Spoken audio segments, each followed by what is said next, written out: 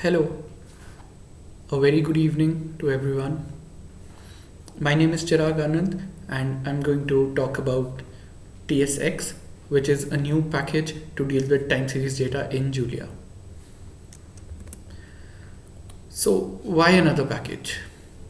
When we moved from the R world to using Julia to solve our problems in finance, we encountered a few issues. We found out that the syntax to use time series operations wasn't very convenient or natural.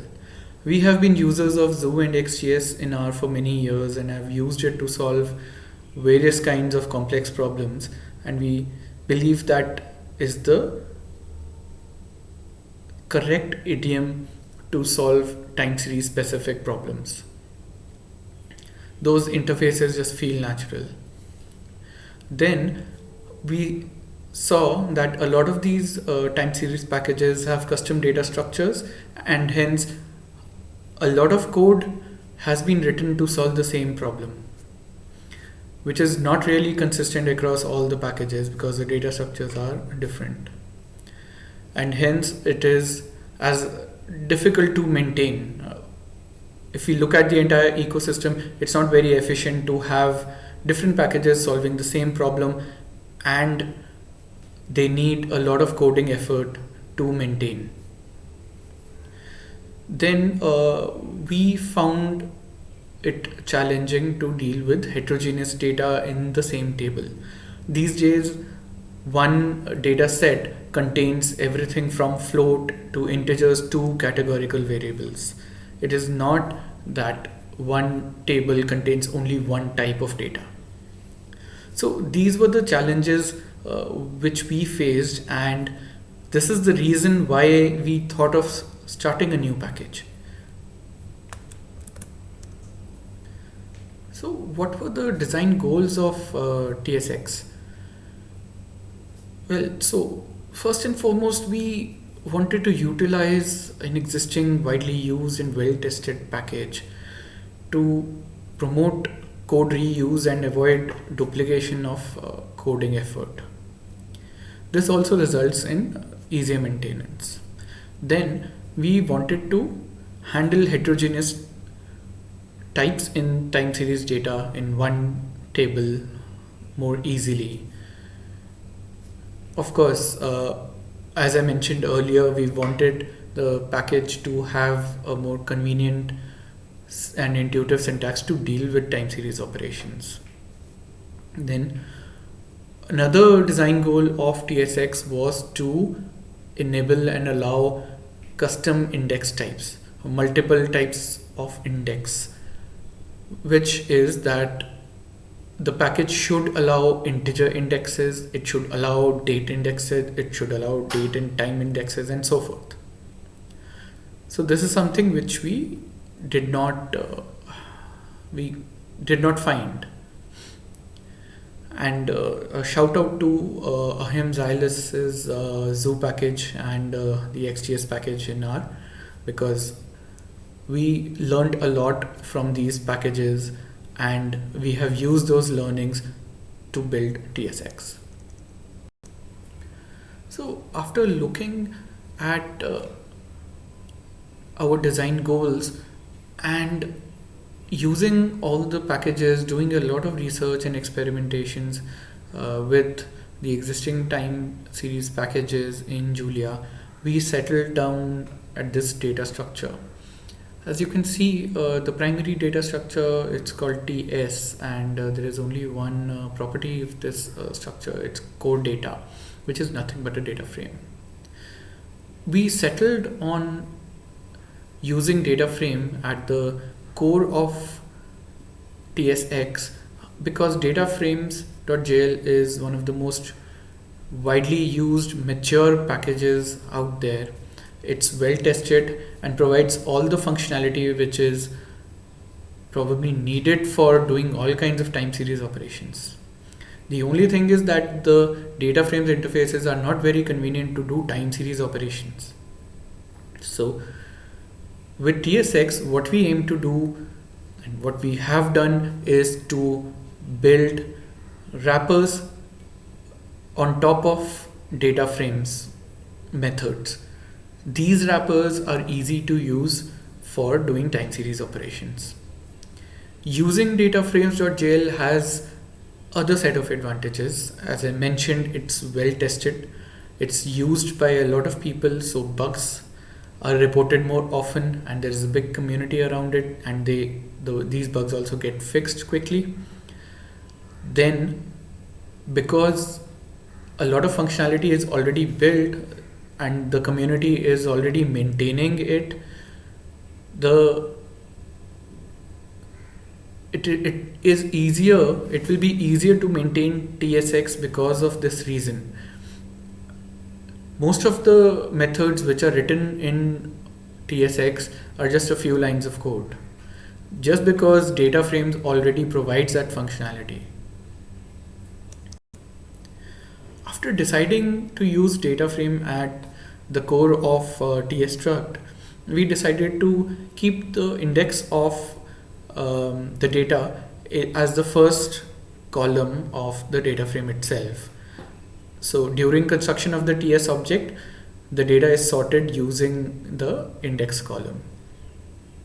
How to use this is what I will be covering in the later slides.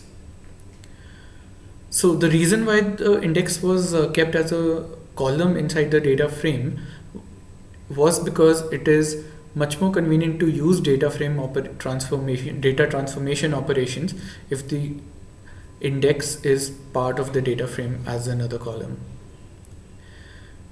As I mentioned, we've written wrapper functions over data frame transformation methods, and which provide a convenient syntax for time series operations. All the functionality provided by DataFrames.jl comes for free, including the performance and robustness.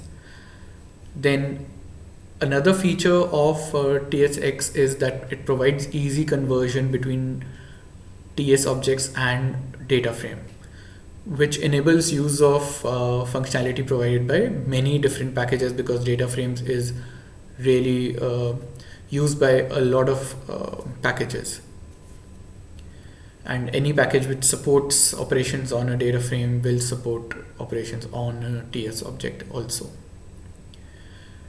Then the other advantages, another advantage of using data frame is that handling of missing data comes by default, because data frame already handles it.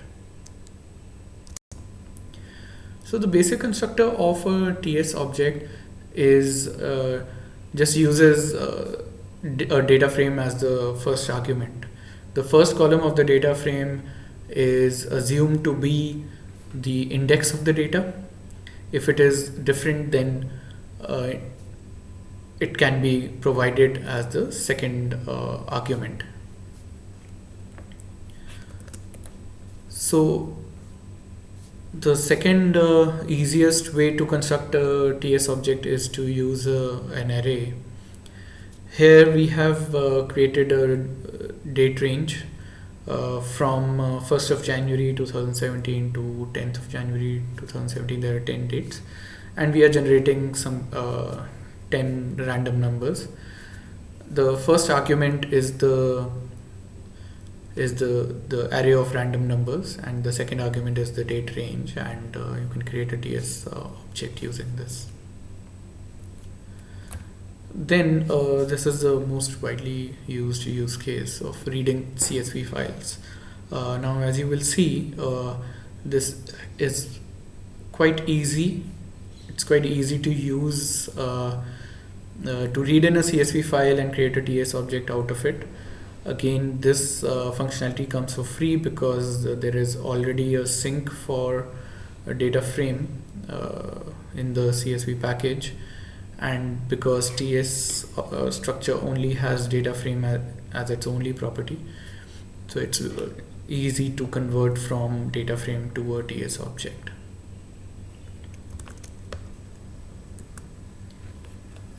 So these are some of the methods which are supported currently on TS objects. Because this is a new package,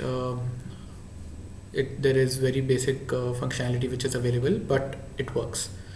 So we have the apply function, which can be used to apply a function on your data, and which can be grouped over a time period. Then we have a function to apply another function over rolling window of specified size. Then we have a function to join or column bind two different TS objects into a single object using index as the key.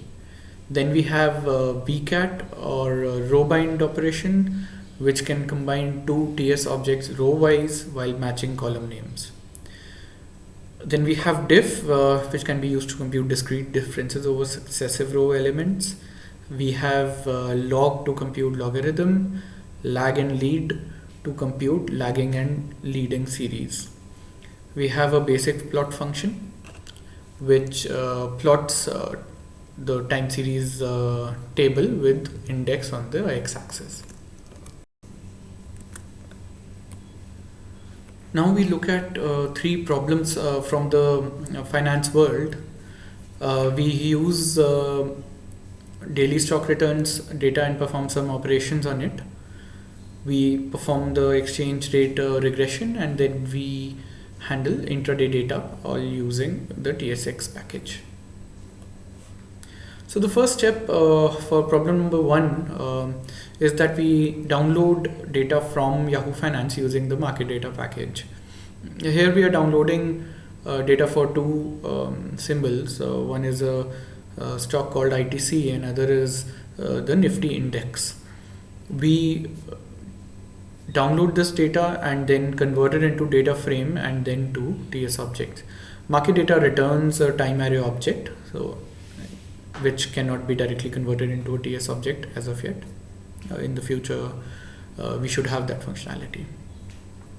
As you can see, the data set, the first column is the index, which has been automatically converted by TS, and then we have the values open, high, low close, adjusted close, and the volume. The second step to this is to join closing prices of both the series. We are interested in adjusted close, and what we do is to take the intersection of the index of both the series and create one data set, one table out of this. Because the join operation created different names, we have to rename the columns to their original symbol names so that we can use them conveniently later on. So this is how the data now looks like. So we have two columns, ITC and Nifty, and the index contains all the dates for which the dates for which data was present in both the symbols, both the securities.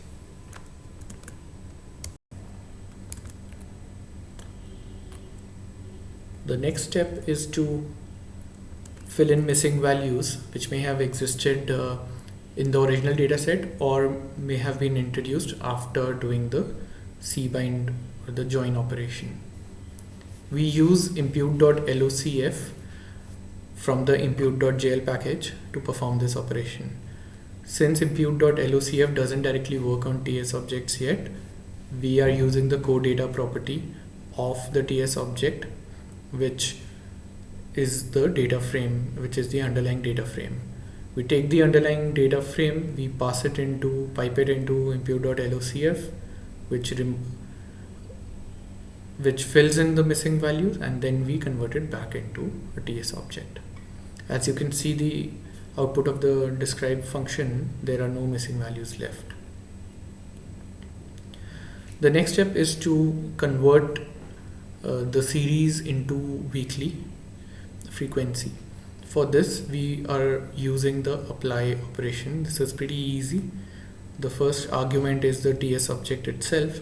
The second argument is the period, which is a subtype of the dates.period structure or the dates.period type. the third argument is the function to apply to each group belonging to the same frequency. Here we are using last, so this apply will pick up the last observation from each week. The fourth argument is also a function which is for the indexing operation, which specifies the index value to use for the single value which has been taken from the group. As you can see in the output, the last value has been taken and the last index value has also been taken from each group belonging to the same week. So you can see the index, they are a week apart.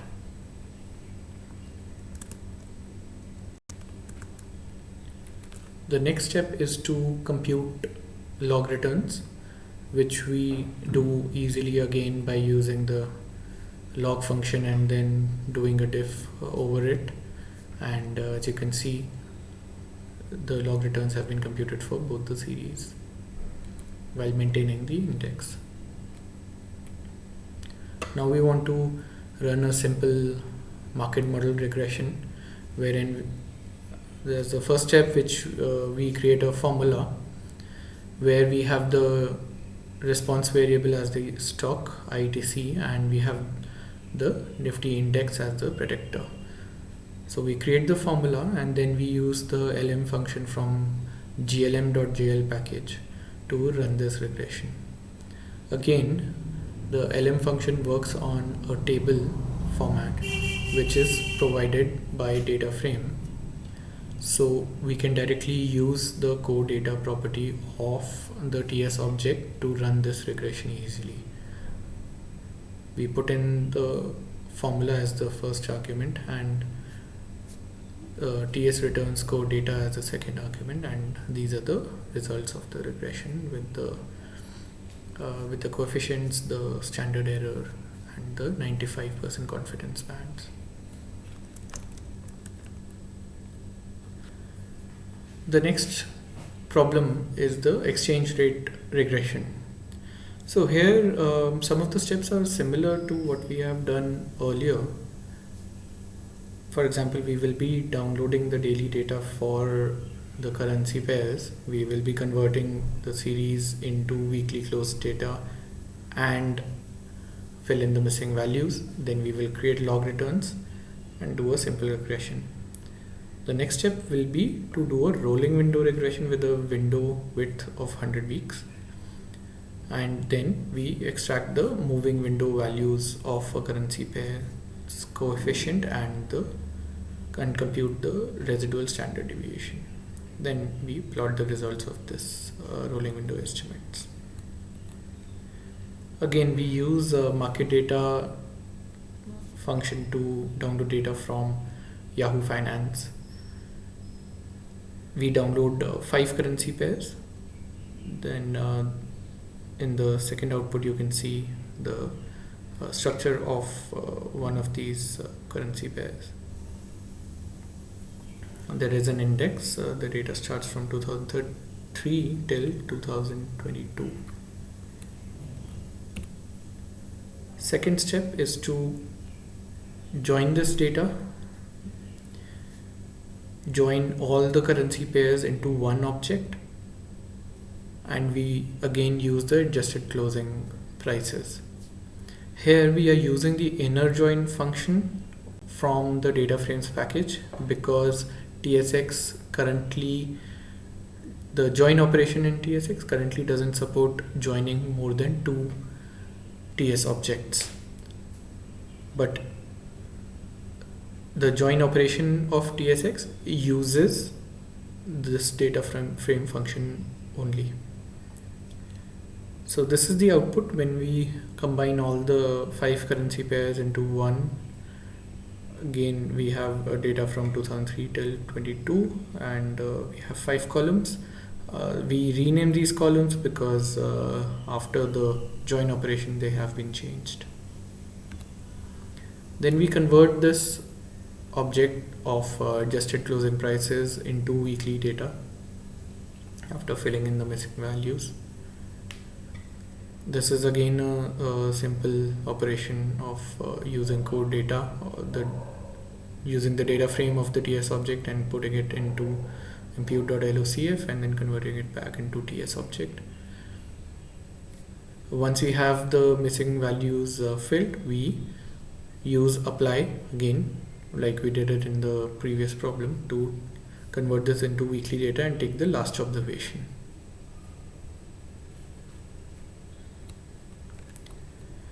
This step is to compute the log returns. Again, similar. We do a diff log of the weekly closing prices and we rename it, and this is how the final data set looks like.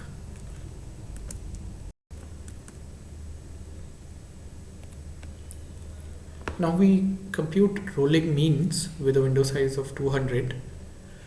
We use the function roll apply.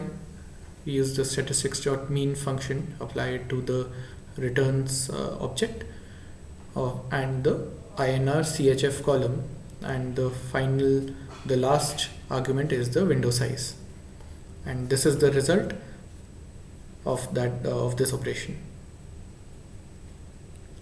The next step is to apply rolling regression with a window size of 200, wherein what we need to do is to create a function, because we want to use all the currency pairs as the predictors here.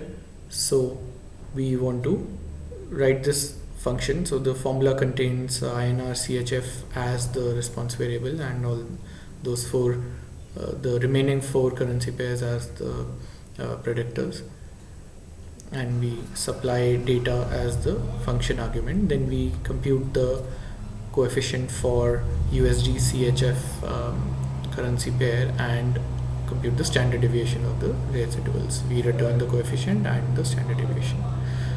Now what we wanted to do really was to do a roll apply of this function on this object and just provide the window size, but this doesn't currently work with TSX because TSX internally uses rolling functions.jl, which doesn't support table inputs because this is how it's designed. And what we need to do is to either change rolling functions.jl, which may or may not be possible, or develop something from scratch or use some other package. But this feature is on TSX roadmap. This is an important feature to have in a time series package because this is a very common finance problem. So we will eventually have this in the package.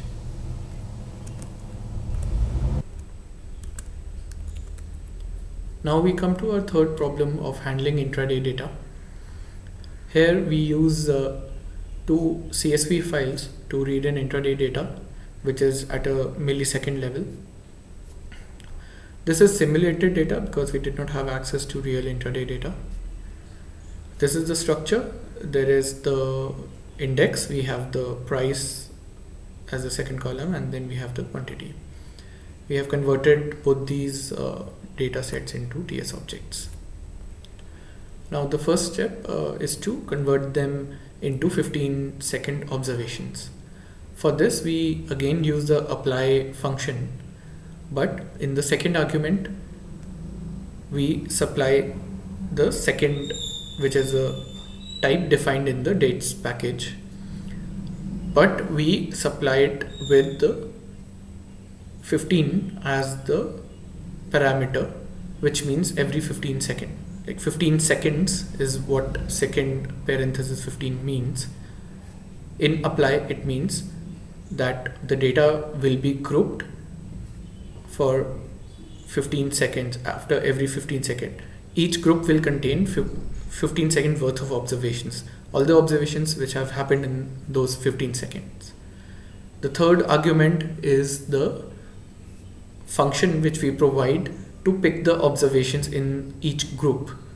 Here again we are providing last. It will pick the last observation of the 15 second of each 15-second group. The last argument is index at, which decides the value to be used in the index for the value which has been picked up from the group. Here, what we are doing is that we are taking the last second of the observation, because our data is at millisecond level, but now we are converting it into second level, so the index values should be at the second level, and the last argument, this is the function, this is what it does. I'm sure there are better ways to do it, and we will work on this to make it much more convenient, and this is slightly more complicated expression to achieve this.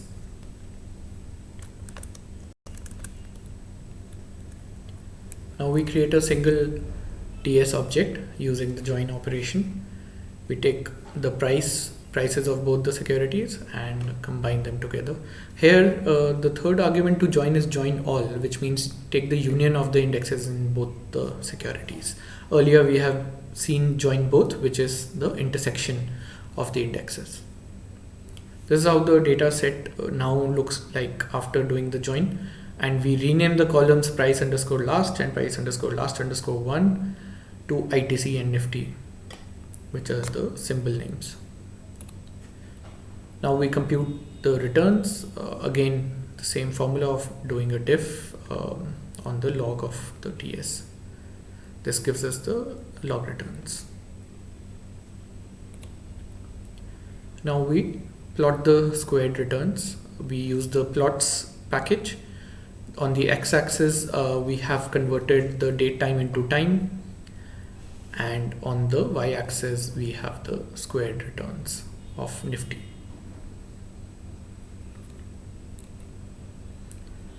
This is the regression bar plot. Here we have first removed all the rows which contain missings using impute.filter. Again, impute.filter doesn't yet work on TS object, but it works on data frames. So we are using returns.coreData, the coreData property, and we have specified dimension as the rows. The output of impute.filter has been converted into a TS object. Second step, we run a regression with ITC as the response variable and Nifty as the predictor. We again use the coreData property to run this regression. We do a bar plot with index on the x-axis and the squared residuals on the y-axis.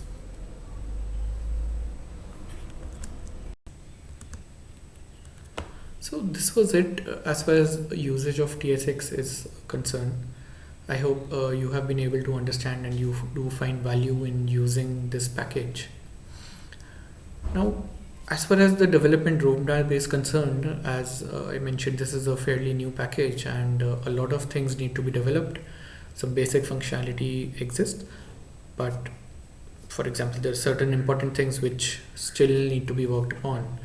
The first things is to implement tables.jl interfaces for better interoperability. Then we want to do feature parity with Zoo and XGS from R.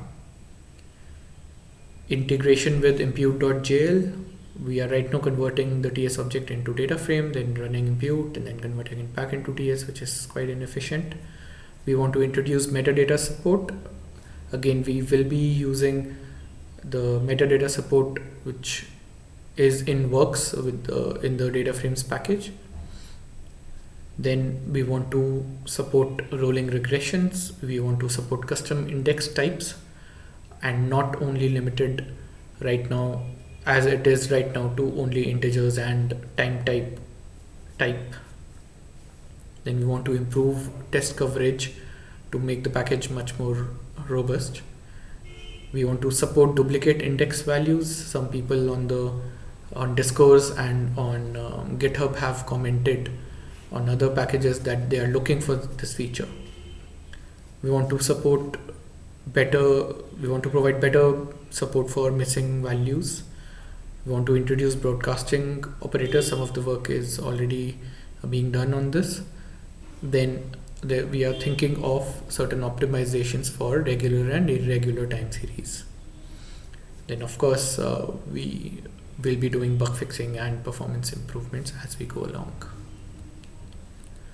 And a big thank you to Julia Lab at MIT for financial support for this project. It wouldn't have been possible without them.